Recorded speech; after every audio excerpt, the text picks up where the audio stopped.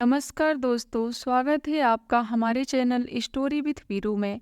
हमारी आज की कहानी है शक। मेरे ससुराल में मैं, मेरा पति और मेरी जेठानी तीन ही लोग रहते थे। सास, ससुर और जेठ की एक सड़क दुर्घटना में मौत हो चुकी थी। मेरा पति विदेश में रहता था और मेरी जेठानी और मैं दो लोग ही घर में रहते थे। मेरी जेठानी विधवा थी। वह शाम को रोजाना खाना बनाकर ले जाती और कहती किसी अनाथ गरीब बच्चे को दे आती हूँ, तुम्हारे जेठ को पुण्य मिलेगा। एक दिन मैंने जेठानी का पीछा किया तो जेठानी एक पुराने घर में गई। वहां जाकर जैसे ही दरवाजा खोला तो मेरी आंखें फटी की फटी रह गईं, क्योंकि मेरी जेठानी, मेरा नाम रूबी है, मैं अपने मौसी के घर में रहती थी। मेरे आगे पीछे कोई नहीं था।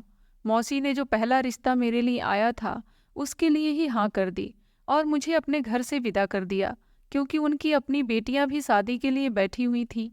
वो तो मेरी किस्मत अच्छी थी कि मुझे इतना अच्छा पति मिला। मेरा पति बहुत ज़्यादा अमीर नहीं था।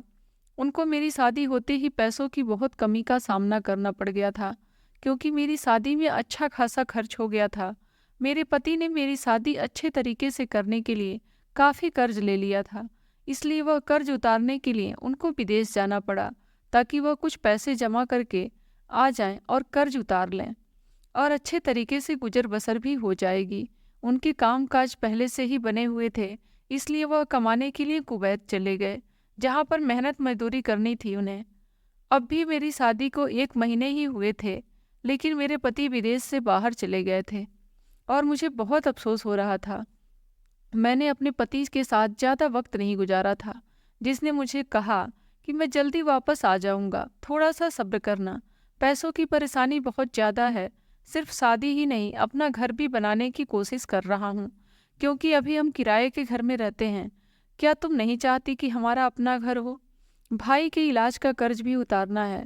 इस तरह की बातें करके रमेश ने मेरी उदासी को दूर करने की कोशिश की, क्योंकि उसके जाने की खबर सुनकर मैं काफ़ी दिनों से उदास थी। फिर मैंने सोचा कि वह ठीक ही तो कह रहे हैं, मुझे थोड़ा सा इंतजार करना होगा। इसके बाद जब हमारी आर्थिक स्थिति सही हो जाएगी तो हम एक खुशहाल जिंदगी की शुरुआत करेंगे। अपने पति को तो मैं देश से बाहर विदा कर दी थी, लेकिन अब इस घर में मैं और मेरी जेठानी ही रह गई थी। इस थोड़े से समय में मेरी जेठानी से बहुत ज़्यादा बातचीत नहीं हुई थी मेरी, क्योंकि मुझे पता था कि मेरे पास अपने पति के साथ वक्त गुजारने के लिए बहुत कम वक्त है।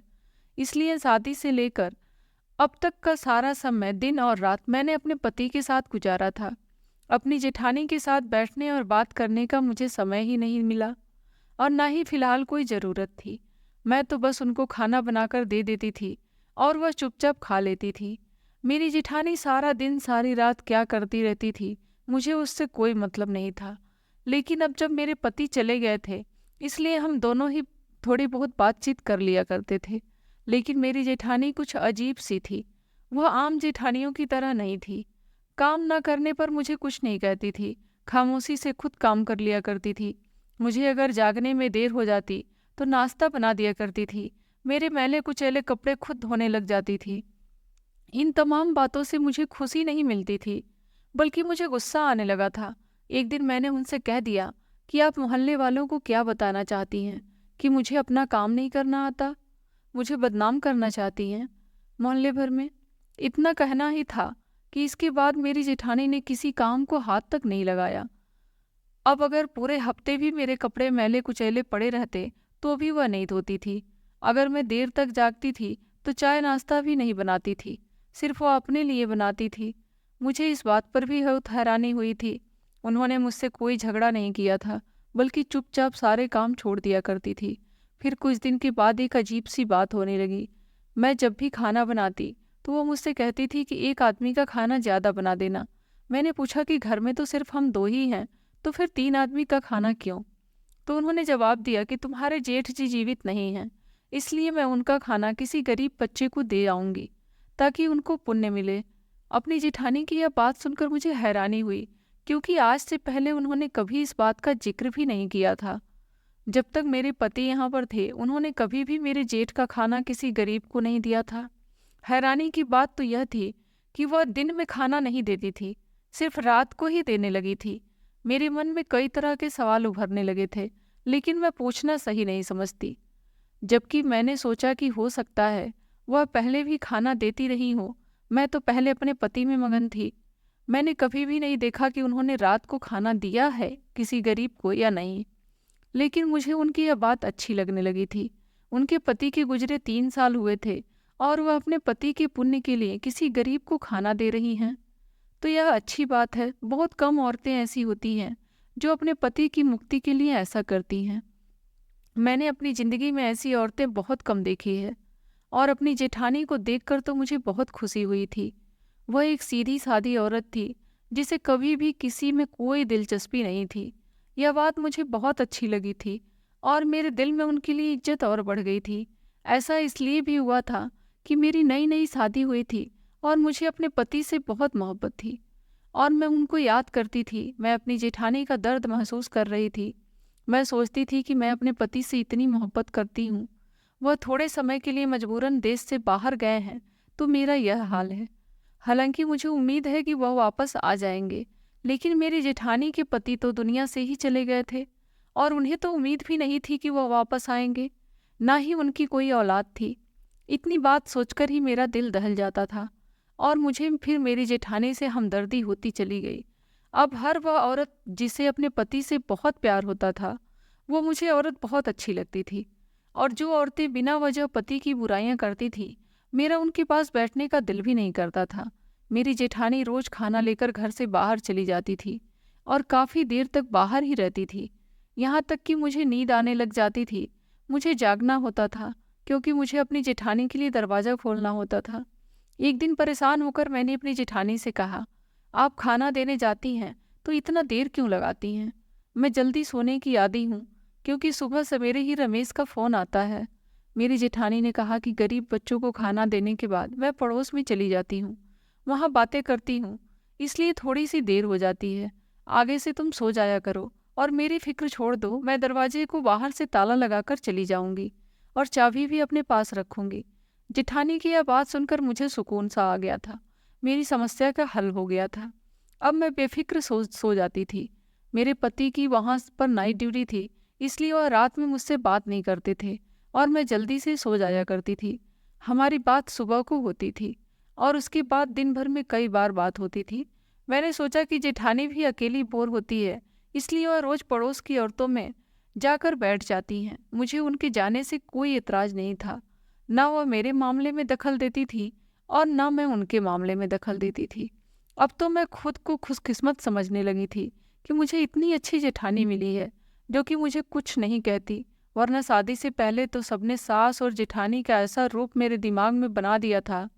मुझे बहुत डर लगता था कि ना जाने मेरी जेठानी कैसी होगी। जिंदगी ऐसी ही चल रही थी कि एक दिन अचानक मुझे ऐसी खबर मिली जिसे सुनकर मेरे पैरों तले से जमीन खिसक गई थी। और मैं जो इतने दिन से दिल में अपनी जेठानी की तारीफ कर रही थी, उनसे मुझे एक ही पल में नफरत महसूस होने लगी थी। वास्तव में मेरी जेठानी भोली भाली दिखने वाली अंदर से इतनी शातिर होगी, मुझे मालूम ही नहीं था। मैं तो उन्हें इस कदर मासूम समझ रही थी कि जैसे वह पापों से बिल्कुल दूर रहने वाली औरत हो। लेकिन मुझे नहीं पता था कि उन्होंने अच्छाई की चादर ओढ़ रखी है और जो हकीकत है वह उनके बिल्कुल विपरीत है और बहुत ही खौफनाक है। यह सब कैसे हो सकता है, मुझे विश्वास नहीं हो रहा था। यह हकीकत जानकर तो मैं बहुत परेशान हो गई थी और सोच रही थी कि यह सब मैं अपने पति को बता दूं। भला यह भी कोई बात बताने वाली थी जो मैं किसी को बताती? मैं अपने आप में दोहराते हुए शर्मसार हो रही थी। भला मेरी विधवा जेठानी इस तरह से कैसे कर सकती है? लेकिन जब मैंने गौर किया तो वह इतनी बुढ़ी भी नहीं थी। मेरी जेठानी ने कहा था कि उनकी शादी जब हुई थी तो उनकी उम्र 16 साल थी। यह कोई हैरानी की बात नहीं थी, वाकई में ऐसा होता था। और अब मेरी जेठानी 32 साल से कुछ ऊपर की होंगी, लेकिन उनकी तबीयत अक्सर खराब रहती थी, जिसकी वजह से ऐसा महसूस होता था कि उन पर बुढ़ापा आ गया है। लेकिन कुछ दिन से मैंने यह भी देखा था कि उनके चेहरे पर एक बार फिर से रौनक आने लगी थी। एक दिन अचानक मेरे सामने चक्कर खाकर गिर पड़ी तो मैं परेशान हो गई। मैंने उन्हें होश में लाने की पूरी कोशिश की और मेरी कोशिश करने पर वह जल्द ही होश में आ भी गई थी। मैंने उनसे पूछा कि आपको क्या हुआ है, तो उन्होंने कहा कि शायद मेरा बीपी बढ़ गया होगा। मैंने कहा ठीक है, मैं आपको अस्पताल लेकर चलती हूँ। मैं रिक्शा पकड़ी और उनको उनके पास के ही अस्पताल में लेकर चली गई। पर घर आते ही एक बार वह फिर से बेहोश हो गई। मैं परेशान हो गई कि आखिर उनको क्या हुआ था। शायद वाकई उनका बीपी बहुत ज़्यादा हो गया था, या फिर गर्मी भी बहुत है। डॉक्टर ने कहा कि उनके कुछ टेस्ट होंगे। डॉक्टर ने उन्हें आराम का इंजेक्शन दिया और उनके खून का सैंपल लेकर कुछ टेस्ट किया। उनके होश में आने के बाद जब हम घर वापस आ गए, लेकिन अगली सुबह जब मैं रिपोर्ट लेने गई तो मेरे पैरों तले से जमीन खिसक गई, क्योंकि उस रिपोर्ट के मुताबिक तो मेरी जेठानी प्रेग्नेंट थी। यह देखकर तो मेरा सर बुरी तरह से चक्कर आने लगा कि यह सब क्या हो रहा है। मैंने अपनी जेठानी को कुछ नहीं बताया और बदनामी के डर से वह रिपोर्ट छुपा दी। मेरी जेठानी की तबीयत वैसे ही खराब थी। इस खराब तबीयत के बावजूद वह रोज की तरह खाना लेकर जाती थी। मुझे गुस्सा आ गया। मैंने कहा कि किस तरह का ड्रामा कर रही है ये औरत। मैं उनकी पति से मोहब्बत देखकर उनसे प्रभावित हो गई थी, लेकिन मुझे नहीं पता था कि औरत इतनी बुरी गिरी हुई होगी। अब तो मुझे यकीन हो गया था कि यह खाना देने के बहाने अपने आशिक से मिलने जाती थी। यकीनन खाना भी उसी को देती होगी, बल्कि उसके साथ मिलकर खाती भी होगी, क्योंकि वह बहुत सारा खाना निकाल कर ले जाती थी, जो कि 2 लोगों के लिए काफ़ी होता था। पहले दिन मैं इन चीज़ों पर ध्यान नहीं दिया, लेकिन अब मैं सोचने पर मजबूर हो गई थी, क्योंकि बात ही कुछ ऐसी थी। मैंने फैसला किया कि अब इस बात का पता लगाकर रहूंगी कि आखिर मामला क्या है और मेरी जेठानी रोजाना रात को कहाँ जाती है। मैंने सोचा कि मैं सारे पक्के सबूत इकट्ठे करूंगी, उसके बाद ही अपने पति को सारी बात बताऊंगी। मेरे पति को भी पता चले कि उनकी विधवा भाभी ने कितनी अजीब हरकत की है। इंसान जवानी में ऐसी गलती करता है तो बात समझ में आती है, लेकिन बुढ़ापे की दहलीज पर कदम रखते हुए मेरी जेठानी को थोड़ा सा भी एहसास नहीं हुआ कि वह पल पल मौत के करीब आ रही हैं। वैसे तो मौत हर वक्त इंसान के सर पर होती है, कभी भी आ सकती है, लेकिन बीमारी मौत का संकेत होती है। उम्र के इस हिस्से में दाखिल होते हुए मेरी जेठानी को पूजा पाठ में मगन होना चाहिए था। इस हिस्से में आकर अब वह इस तरह का काम कर बैठी हैं। मैंने जेठानी का पीछा करने के लिए ठान लिया। सोचा कि आज रात जब वो खाना लेकर बाहर पहुंचेगी तब मैं उनके पीछे जाऊंगी, लेकिन मुझे याद आया कि वह ताले की चाबी लेकर जाती है और बाहर से ताला लगाकर जाती है, क्योंकि मैंने ही उन्हें कहा था कि मुझे जल्दी नींद आ जाती है। उनका इंतजार करते हुए मुझे देर हो जाती है। मैंने अपनी जेठानी से कहा कि वह आज के बाद बाहर से ताला लगाकर ना जाए। मुझे डर लगता है कि कहीं घर में आग वगैरह लग गया तो मैं कैसे बाहर निकलूंगी। यह सुनकर जेठानी के चेहरे का रंग फीका हो गया था। मैंने महसूस किया था कि मेरी यह बात उन्हें अच्छी नहीं लगी थी। अब तो मुझे यकीन हो गया था कि दाल में कुछ काला है। जैसे ही मेरी जेठानी खाना लेकर बाहर गई तो मैं अपनी चादर उठाई और शादी से पहले वो चादर जिसको मैं शादी से पहले इस्तेमाल करती थी और शादी के बाद भी इस चादर को मैं यादगार के तौर पर अपने साथ लाई थी। इस चादर का इस्तेमाल मैंने इसलिए किया था ताकि मेरी जेठानी मुझे पहचान न सके, वरना जो चादर मैं रोज इस्तेमाल करती थी उसे तो वह बखूबी पहचान सकती थी कि मैं उनका पीछा कर रही हूँ। रात के 8 बज रहे थे और गली सुनसान हो गई थी, क्योंकि मोहल्ले वाले जल्दी से सोने के आदी थे। मैं इस तरह से जेठानी का पीछा कर रही थी, उनको थोड़ा भी शक ना हो कि कोई उनके पीछे है। वह शायद अपनी धुन में चलती जा रही थी। खाना हाथों में थामे हुए चलते चलते वह बहुत दूर आ गई थी। मुझे हैरानी हुई कि एक बीमार औरत इतनी दूर कैसे आ सकती है। फिर वह एक पुराने घर में घुस गई जो बहुत ही टूटा फूटा सा था। मुझे डर था कि अंदर घुसते ही कहीं दरवाज़ा बंद न कर दें, लेकिन जब मैंने पीछा किया तो देखा कि दरवाजे में कोई कुंडी ही नहीं थी। यानी कि वह घर इतना पुराना टूटा हुआ था कि इसके दरो दीवार भी इस बात के गवाह थे। मैं दबे पांव उस घर के में अंदर घुसी तो मैंने देखा वहां पर मेरी ही जेठानी का हम उम्र आदमी मौजूद था और मेरी जेठानी उससे बहुत खुश होकर बातें कर रही थी। न सिर्फ बातें ही कर रही थी बल्कि अपने हाथों से खाना भी खिला रही थी। यह दृश्य देखकर तो मेरा ऊपर का सांस ऊपर और नीचे का सांस नीचे रह गया कि यह सब क्या हो रहा है। यानी कि मेरी जेठानी रोजाना मुझसे झूठ बोलकर जाती थी कि वह गरीब बच्चों को खाना देने जाती है, बल्कि उसे खुश होकर बातें भी कर रही थी और काफ़ी वक्त लगाती हैं। यहाँ तक कि मैं सो जाती हूँ और जब मैं पूछती हूँ तो कहती है मोहल्ले की औरतों के साथ बैठी थी और मैं कितनी बेवकूफ़ थी कि मैं उनकी बातों पर ध्यान देना तो दूर की बात, कभी जेठानी पर जरा सा शक भी नहीं किया था। और मैं उसको एक अच्छी औरत समझ रही थी, जो अपने पति की वफादार है और उनके पुण्य के लिए खुद को गली से बाहर आकर गरीब को खाना देती हैं। लेकिन अब बात सिर्फ खाना खिलाने की हद तक नहीं थी, न ही किसी अनजान शख्स से बात करने की हद तक थी, बल्कि बात तो इससे भी बहुत आगे निकल चुकी थी। मेरी जेठानी तो गर्भवती हो चुकी थी। अब तो मुझे यकीन हो गया था कि यही वह शख्स है जिसके साथ मेरी जेठानी का कोई चक्कर है। किसी वजह से वह खाना देने के बहाने आती है। वह यह आदमी कौन है मैं नहीं जानती थी। पहले तो मेरा दिल किया कि मैं जाकर वहां उन दोनों के मुंह पर उन्हें भला बुरा कहूँ। फिर मुझे ख्याल आया कि वह दोनों कहीं मुझे नुकसान न पहुंचा दें, और मैं पीछे से अपना घर भी खुला छोड़कर आई थी, कहीं कुछ घुस न जाए, मुझे यह फिक्र थी। जैसे ही मेरे दिल में चोर का ख्याल आया, मैं तुरंत वापस आ गई, क्योंकि वहां पर मेरे जेवर वगैरह पड़े थे और कुछ कीमती सामान भी मैंने रखा था। यह सब सोच सोचकर मैं पागल हो रही थी। मैंने फैसला कर लिया था कि आज जेठानी घर आएगी तो मैं उनके सामने सब कुछ बोलकर रख दूंगी, जो भी मेरे दिल में है। वहां पर तो मैंने उसे अनजान शख्स के डर से कुछ नहीं कहा, लेकिन घर में तो मैं बोल सकती थी। जैसे ही मेरी जेठानी वापस आई, मुझे जागते देखकर थोड़ी सी चौंक गई और पूछा कि तुम अभी तक सोई नहीं। मैं भी गुस्से में आ गई और कहा कि जिस औरत की जेठानी इतनी बदतमीज हो सकती है, उसको भला नींद कैसे आएगी। मेरी बात सुनकर तो मेरी जेठानी हैरान होकर मुझे देखने लगी। तो मैंने कहा कि मुझे इस तरह से ना देखो, मुझे सारी असलियत पता चल गई है कि आप खाना देने के बहाने कहाँ जाती हैं और किससे मिलती हैं, और अपनी कोख में किसका बच्चा पाल रही हैं। मेरी जेठानी ने मुझसे कहा कि मैं क्या बोल रही हूँ, तो मैं उनकी मेडिकल रिपोर्ट उनके मुंह पर मारते हुए कही कि यह सब मैं बिना वजह के नहीं कह रही हूँ। यह आपकी मेडिकल रिपोर्ट है जिसमें बताया गया है कि आप गर्भवती हैं, और अब मैं वह देखकर भी आई हूँ कि आप किसका बच्चा पाल रही हैं। मेरी जेठानी ने वह रिपोर्ट उठाई और उन्हें पढ़ने लगी और मुझसे कहा कि ऐसा कुछ नहीं है, रिपोर्ट में गलत लिखा हुआ है। मैंने कहा कि अगर रिपोर्ट गलत है तो मैं यकीन भी कर लेती, लेकिन वह शख्स कौन है जिससे सारी सारी रात अब बैठकर बातें करती रहती हैं? अपने पति के लिए पुण्य के काम के नाम को लेकर किसी और शख्स के पास रहते हुए आपको शर्म नहीं आती? कौन है वह शख्स जिसे आप हंस हंस कर बातें कर रही थी? आपको अंदाजा भी है कि आपने मेरे पति की इज्जत को मिट्टी में मिलाकर रख दिया है। क्या मुंह दिखाएंगे मेरे पति सारी दुनिया को कि उनकी विधवा भाभी, जिसका पति मर गया है, वह गर्भवती हो गई है? अगर मेरे जेठ भी जिंदा होते तो फिर यह जमाना कुछ न कहता।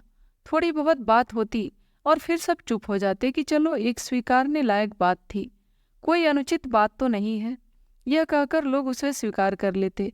अगर दुनिया मेरे पति से उसके जुड़े सवाल करे तो जमाने को किसी को मुंह दिखाने के काबिल नहीं रहेंगे। लोगों की बहन या बेटी इस तरह के काम करती हैं तो उनके सर शर्म से झुक जाते हैं, लेकिन यह पहली बार है कि एक विधवा औरत ने इस तरह का काम किया है। मेरे पति तो बदनामी के डर से ही अपनी जान ले लेंगे, और मैं अपने दिल की सारी भड़ास जेठानी के सामने निकाल रही थी तो उन्होंने कहा कि तुम गलत समझ रही हो, वह शख्स तो मेरा भाई है, उसे किसी ने गलत केस में फंसाया था, जिसकी वजह से वह पुलिस से छुपकर इस घर में बैठा हुआ था और मैं उसे खाना देने जाती थी। मैंने मजबूरी में तुमसे झूठ बोला था कि तुम क्या सोचोगी मैं कहाँ जाती हूँ, इसलिए मैंने पुण्य का काम वाली बात की थी। मेरी जेठानी झूठ पर झूठ बोले जा रही थी। मैंने कहा कि आप इतना झूठ मत बोलें, यह रिपोर्ट बिल्कुल सच्ची है और वह आदमी आपका भाई नहीं है।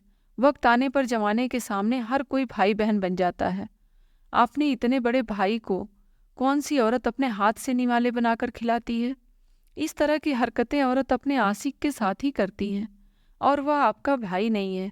यह बात मुझे भी मालूम है, इतनी कम अकल की मैं भी नहीं हूँ मैं समझ ना सकूं दो लोगों के बीच में कैसा रिश्ता हो सकता है। हाँ ठीक है, वह आदमी पुलिस से छुप रहा होगा, यह बात आपकी सही है, लेकिन वह आपका भाई नहीं है, वह आपका आशिक है। मैं अपनी धुन में ना जाने क्या क्या बोल रही थी कि मेरे फ़ोन की घंटी बजी, और इस फ़ोन को सुनकर तो मेरे सर पर आसमान ही टूट पड़ा था, और मैंने हैरत से अपनी जेठानी की तरफ देखा तो मेरे हाथ से मोबाइल छूटकर रह गया। मेरी जेठानी ने हैरानी से मुझे देखा और कहा कि किसका फ़ोन है, क्या हो गया है, रमेश तो ठीक है ना, बताओ, तुम इतनी हैरान क्यों हो गई हो? फ़ोन सुनने के बाद मुझे किसका फ़ोन था मैंने अपनी जेठानी से कुछ नहीं बताया और मैं अपने कमरे में आ गई और अपने कमरे का दरवाज़ा अंदर से बंद कर लिया और मैं फूट फूट कर रोने लगी। मेरी जेठानी दरवाज़ा बजा रही थी और मुझसे पूछ रही थी कि किसका फ़ोन है और मैं क्यों रो रही हूँ। यकीनन मैं परेशान थी, लेकिन मैंने अपनी जेठानी को क्या बताती कि फ़ोन पर लैब से फ़ोन आया था, जहाँ पर मैंने अपनी जेठानी के टेस्ट करवाए थे और लैब वाला शख्स मुझसे कह रहा था कि नाम एक होने की वजह से टेस्ट गलत हो गई है। आपकी जेठानी की रिपोर्ट किसी और के पास चली गई है और किसी और की रिपोर्ट आपकी जेठानी के नाम से आ गई है। जो रिपोर्ट आपके पास आई है वह एक शादीशुदा जोड़े की है, जो आपकी जेठानी के नाम की ही है और वह गर्भवती है। और आपकी जेठानी की रिपोर्ट मेरे पास है और इस रिपोर्ट के मुताबिक आपकी जेठानी को लीवर का कैंसर है। अब मैं अपनी जेठानी को क्या बताती कि मैं जो इतनी देर से उनके चरित्र पर उंगली उठा रही थी, उनके पास तो जिंदगी का वक्त ही कम बचा था। मैं किस मुंह से अपनी जेठानी से माफ़ी मांगती और अपनी जेठानी के गले लगकर फूट फूट कर रोने लगी और उनको सारी हकीकत बता दी। उस दिन के बाद मेरी जेठानी बहुत बीमार हो गई थी और उनकी आंखों में हर वक्त मेरे लिए शिकायत रहती थी। वह शख्स वाकई में मेरी जेठानी का भाई था, जो पुलिस से छुप रहा था। एक छोटी सी गलतफहमी ने सब कुछ बर्बाद करके रख दिया था। मेरी जेठानी कुछ महीने बाद ही इस दुनिया से हमेशा हमेशा के लिए चली गई, क्योंकि उन्हें कैंसर था। लेकिन मैं कभी भी अपने आप को माफ़ नहीं कर पाऊंगी कि मैंने उनको कितना कुछ कहा था। मुझे उनकी बात गंभीरता से सुननी चाहिए थी, समझनी चाहिए थी और लैब वालों से कहना चाहिए था कि आपकी रिपोर्ट में कोई गलती है। लेकिन बजाय इसके मैं यह सब कुछ करती, मैंने आंखें बंद करके हर चीज़ पर भरोसा कर लिया। काश कि मैं एक पल के लिए सोचती कि रिपोर्ट गलत भी हो सकती है। मुझे यह बात सोचनी चाहिए थी, आगे जाकर डॉक्टर से बात करनी चाहिए थी। लेकिन मैंने अपनी ज़िंदगी में सबसे बड़ी गलती कर दी थी। लेकिन मेरे दिल में हमेशा इस बात का बोझ रहेगा। अब रोज़ रात को मैं अपनी जेठानी को उनके भाई को खाना देकर आती हूँ। हमें पूरी सच्चाई जाने बिना कभी किसी के चरित्र पर शक नहीं करना चाहिए। शक एक ऐसी बीमारी होती है जो रिश्तों को ख़त्म कर देती है, चाहे वह रिश्ता कोई भी हो। दोस्तों, हमारी कहानी आपको पसंद आई हो तो कहानी को लाइक करें और हमारे चैनल स्टोरी विद वीरू पर नए हैं तो चैनल को ज़रूर सब्सक्राइब करें। कहानी को अंत तक सुनने के लिए बहुत बहुत धन्यवाद।